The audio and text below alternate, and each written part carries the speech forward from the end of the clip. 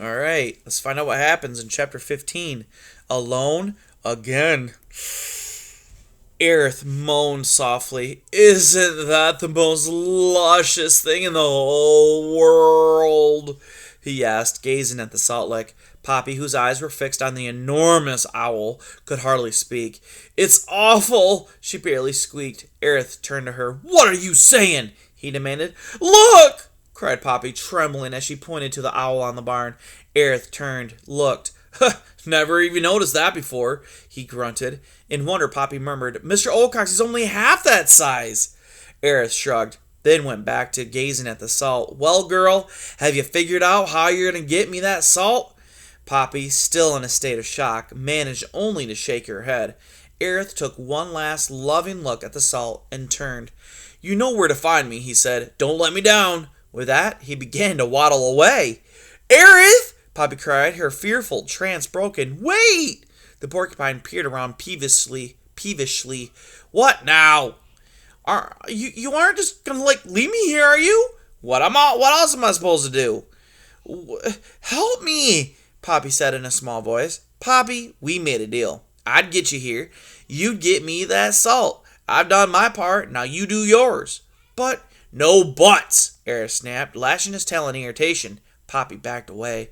I'm going home now, but I'll be waiting. With a final glare, he said, Keep your promise, furball, and marched off. Poppy started to run after him, but tripped on something and fell flat. When she got up, Aerith had disappeared among the corn. An unhappy Poppy dusted herself off. It was then that she noted what she had tripped on. It was one of Aerith's tail quills. When she'd flounced his tail, it had fallen out. Poppy picked the quill up gingerly. She never really looked at one closely before. It was mostly black and made of long fused hairs, just as Aerith had said. One end was blunt, the other end, the sharp end, was ivory white. Look at the cover. There it is. Poppy picked the quill up gingerly. Oh, I already read that. Hold on. Ivory white. Okay.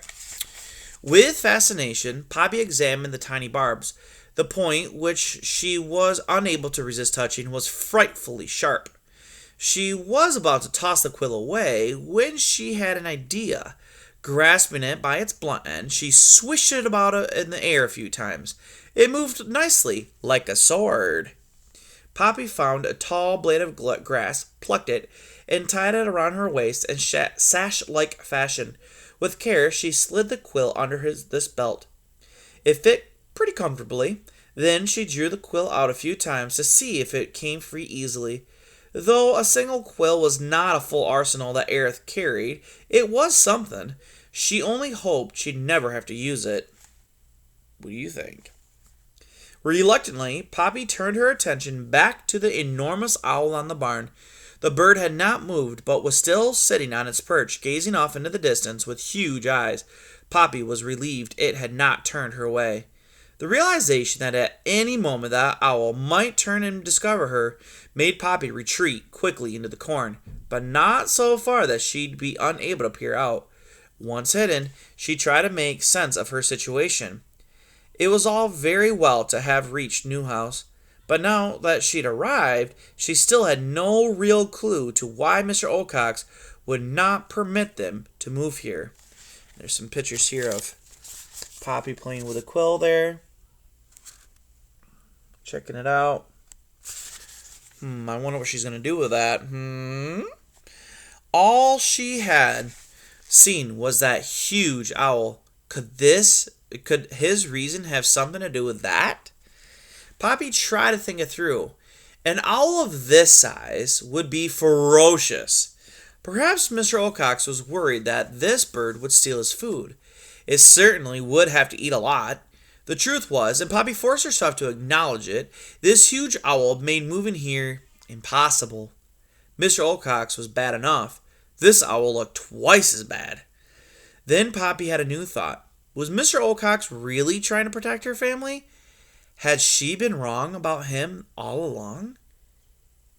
But then, perhaps this owl was not really living here at the new house. simply because she was seeing it now, proved, well, nothing. It could just be passing through, perhaps just spending the night. The sun was up now. Poppy decided she had best settle in and wait to see what, if anything, happened. And there's the new owl. Oh my goodness, what do you guys think? I wonder if that new owl has anything to do with Mr. Ocox's reason. I bet it does.